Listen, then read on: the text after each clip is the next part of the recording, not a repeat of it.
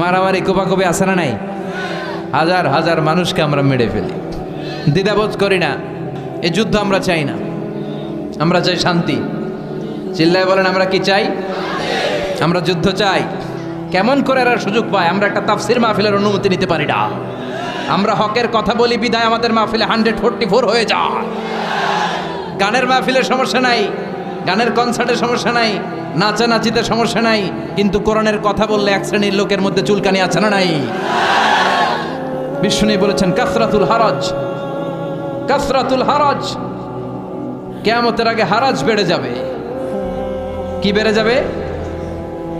হ্যাঁ, কে কে কে? মারামারি কোপাকুপি আছে না নাই? হাজার হাজার মানুষকে আমরা মেরে ফেলি, দ্বিধাবোধ করি না। এই যুদ্ধ আমরা চাই না, আমরা চাই শান্তি। চিল্লায় বলেন আমরা কি চাই? আমরা যুদ্ধ চাই। যুদ্ধ নয় আর যুদ্ধ নয়, নয় আর কোন তাজালা, সেই পৃথিবী আমাদের সকল মানুষের হোক নিরাপদ আবাস। সেই পৃথিবী আমাদের সকল মানুষের হোক নিরাপদ আবাস। We don't want to see any war in the whole world. We don't want to see any war in the whole world. যুদ্ধ নয় আর যুদ্ধ নয়, নয় আর কোন তাজালাশ, এই পৃথিবী আমাদের সকল মানুষের হোক নিরাপদ আবাস। এই পৃথিবী আমাদের সকল মানুষের হোক নিরাপদ আবাস। We don't want to see any war in the whole world. We don't want to see any war in the whole world. চিল্লায় বলেন ঠিক কি না? আমরা কোনো যুদ্ধ দেখতে চাই? আমরা কোনো যুদ্ধ দেখতে চাই না। একটার পর একটা যুদ্ধ বিগ্রহে হাজার হাজার মানুষ চলে যায়। বিশ্বনবী বললেন কাসরাতুল হারাজ, কিয়ামতের আগে হারাজ বেড়ে যাবে। সাহাবীরা বললেন হারাজ কি? বিশ্বনবী বললেন হাযা হুয়াল হারাজ, এটা বেড়ে যাবে। বিশ্বনবী বললেন যিনি মারছে, বুলেট মারছে, তিনি নিজেও জানে না কেন মারছে, উপরের নির্দেশ। কথা কন, উপরের নির্দেশ আছে না নাই? বুলেট মেরে দিচ্ছে, কেন মেরে দিচ্ছে, ওর অপরাধটা কি, এটাও জানার প্রয়োজন বোধ করে না। উপরের ফোন এসেছে, শুট করে মেরে ফেলে আছে না নাই? শুট করে গুম করে ফেলে আছে না নাই? ক্রস ফায়ার করে ফেলে আছে না নাই? কেন মারলো সেটাও জানতে চায় না। বিশ্বনবীর বাণী, কিয়ামতের আগ দিয়ে শুট করা হবে, হত্যা করা হবে, মেরে ফেলা হবে, কেন মারলো সে জানে না। আবার যাকে মারা হলো সেও কেন মরলো সেও জানে না। রাস্তা দিয়ে হেঁটে যাচ্ছে, ধরে নিয়ে গুম, ধরে নিয়ে খুন, ছুরি মেরে দুনিয়া থেকে বিদায়, এরকম ঘটনা এদেশে আছে না নাই?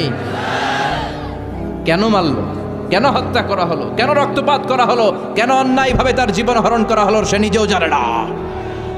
তার মানে বিশ্বনবী যা বলেছেন তার প্রতিটা অক্ষরে অক্ষরে মিলে যায় কি যায় না? আমাদের বাংলাদেশে এই দৃশ্য আছে না নাই? অন্যায়ভাবে হত্যাকাণ্ড আছে না নাই? কথার সাথে হুবহু মিলে যায়। আমানতের খেয়ানত আছে না নাই? সাহাবীরা বললেন কাইফা ইদাআতুহা ইয়া রাসূলুল্লাহ, আমানতের খেয়ানত কেমন করে হয়? বিশ্বনবী বললেন ইদা উসিদাল আমরু ইলা গায়রি আহলিহি ফান্তাযিরিস সাআ, যাকে যেই চেয়ারে বসানো হবে সে যদি ওই চেয়ারে বসার যোগ্য না হয়, আর যদি তারে ওই চেয়ারে বসিয়ে দেওয়া হয়, তখনই কিয়ামত হয়ে যাবে। এখন এই আলামত আছে না নাই? আমি যদি আজকে কোরআন না জানতাম, কোরআন জানি না, হাদিস জানি না, কথা বলতে জানি না, আমারে প্রধান বক্তা, এটা কিয়ামতের আলামত হবে না? যিনি মসজিদের সভাপতি হওয়ার যোগ্য তারে না বসিয়ে, যার নামাজ নাই, যার ওযু নাই, যার রোজা নাই, তারা যদি বসিয়ে দেওয়া হয়, এটাই কিয়ামতের আলামত। চিল্লা এখন ঠিক কিনা? সভাপতি হওয়ার যোগ্যতা নেই সভাপতি, সেক্রেটারি হওয়ার যোগ্যতা নেই। মসজিদের সভাপতি সেক্রেটারি তো সে হবে যার সাথে মসজিদের আলাকাত বেশি, যে মসজিদরে ভালোবাসে, যে সিজনাল নামাজি না, 5 ওয়াক্ত নামাজে আসার চেষ্টা করে, যে মুয়াজ্জিন না থাকলে নিজে ঝাড়ু দিয়ে মসজিদ পরিষ্কার করে দেয়। কথা কন। এখন এর উল্টো হইলেই তো আমানতের খেয়ানত। যে শিক্ষক হওয়ার যোগ্যতা রাখে না, এরা যদি প্রাইমারি স্কুলের প্রিন্সিপাল বানায় দেন, দেশের অবস্থা কি হবে? যে মন্ত্রী হওয়ার যোগ্যতা রাখে না, এরা যদি মন্ত্রী বানিয়ে দেন, যে এমপি হওয়ার যোগ্যতা রাখে না, এরা যদি এমপি বানিয়ে দেন, যে নেতা হওয়ার যোগ্যতা রাখে না এরা যদি নেতা বানায় দেন, যে ইমাম হওয়ার যোগ্যতা রাখে না ওরা যদি ইমাম বানায় দেন, এটা কিয়ামতের আলামত। কথা কন। আবার তিরমিজির বর্ণনা বিশ্বনবী বলেন ওয়াকানা জাইমুল কওমি আরযালাহুম, কিয়ামতের আগে সমাজের সবচেয়ে বড় চোর বাটপার বদমাশগুলো নেতা হয়ে যাবে। তাদের নেতৃত্ব মেনে নিতে হবে বাধ্য হয়ে। ভয়ে লোকজন তাদেরকে সালাম দিবে, অন্তরে তাদের জন্য কোনো ভালোবাসা খুঁজে পাওয়া যাবে না। প্রতিটা কথা বিশ্বনবী কেমন যেন বাংলাদেশ দেখে দেখে বলছেন। চিল্লা এখন ঠিক কিনা? আমানাত ওয়াল্লাযীনা হুম লিআমানাতিহিম ওয়া আহদিহিম রাউন। মুমিনের বৈশিষ্ট্য, মুমিন যদি প্রতিশ্রুতি দেয়, মুমিন যদি আমানত নেয়, ওই আমানতের খেয়ানত করে না। আমানত এটা একটা ব্রড বিষয়। আল্লাহ আমাকে সম্পদ দিয়েছে, এই সম্পদ আমার কাছে আমানত। আল্লাহ আমার ব্যক্তিত্ব দিয়েছে, এই ব্যক্তিত্ব আমার আমানত। আল্লাহ আমাকে ছেলে মেয়ে দিয়েছে, এটা আমার কাছে আমানত। আমার স্ত্রী আমার কাছে আমানত। যিনি মসজিদের ইমাম, পুরো মসজিদটা আপনার কাছে আমানত। যিনি হাই স্কুলের হেডমাস্টার, আপনার পুরো প্রাইমারি স্কুল, আপনার হাই স্কুল আপনার কাছে আমানত। যিনি চেয়ারম্যান, তার কাঁধের উপরে তার এলাকাটা আমানত। যিনি মেম্বার অফ দ্য পার্লামেন্ট, পুরো নির্বাচনী এলাকাটা তার কাছে আমানত। যিনি প্রধানমন্ত্রী, পুরো দেশটা তার কাঁধের উপরে আমানত। যার দায়িত্ব যত বড় তার আমানতও, আমানতের খেয়ানত করে, এটা মুনাফিকের লক্ষণ। কথা বলেন। বিশ্বনবী বললেন একটার পর একটা আমানতের খেয়ানত হতে থাকবে সমাজে। আমরা জাহান্নামের দ্বার গোড়ায় চলে এসেছি, কিয়ামতের দ্বার প্রান্তে চলে এসেছি। একটার পর একটা আমানতের খেয়ানত আছে না নাই? এজন্য আমাদের যার কাঁধে যে আমানত আছে ওই আমানত আমরা রক্ষা করতে হবে। চিল্লা এখন ঠিক কিনা? আমানতের খেয়ানত মুমিন কখনো হতে দিতে পারে? তার মানে আমানতের এই খেয়ানত সমাজে আছে না নাই?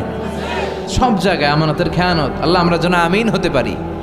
বিশ্বনবী ছিলেন as-সাদিক আল আমিন, সত্যবাদী আমানতদার। বিশ্বনবীর এই দুইটা যদি কারো হৃদয়ে থাকে, তার নেতৃত্ব ছিনিয়ে নেওয়ার মতো দুঃসাহস কারো হতে পারে না। সত্যবাদী যদি হন আর ট্রাস্ট অর্থিনেস যদি থাকে, আমানতদারিতা, লিডারশিপ আপনার হাতে ধরা দিবে। চিল্লা এখন ঠিক কিনা? তার মানে আমানতের খেয়ানত এটাও সমাজে দেখা যাচ্ছে। এরপরে বিশ্বনবী বলেন আত-তাজাউল ফিল বুনিয়ান, কিয়ামতের আগ দিয়ে লোকজন বড় বড় টাওয়ার বানানোর প্রতিযোগিতা শুরু করে দিবে। বড় বড় বিল্ডিং আছে না নাই? খালির প্রতিযোগিতা, কাঠটার থেকে বড় বানাতে পারে। ওর 2 তলা তো আমার লাগবে 5 তলা, ওর 5 তলা আমার চাই 10 তলা। কিন্তু ও তাহাজ্জুদ পড়ে, আমারও পড়া লাগবে এই চিন্তা নাই। ও যাকাত দেয়, আমারও যাকাত দিতে হবে এই চিন্তা নাই। People will start to compete in constructing high-rises building in the cities. লোকজন সমাজে বড় বড় টাওয়ার, সৌদি আরবে দেখেন বিশাল টাওয়ার, জমজম টাওয়ার, দুবাইতে দেখেন বুর্জ আল খলিফা, চায়নাতে আছে সাংহাই টাওয়ার। একটার পর একটা টাওয়ার বানানোর প্রতিযোগিতায় মানুষ লিপ্ত হয়েছে। তার মানে বিশ্বনবী যা যা বলে গিয়েছেন তার হুবহু প্রমাণ আমাদের সমাজে আছে না নাই?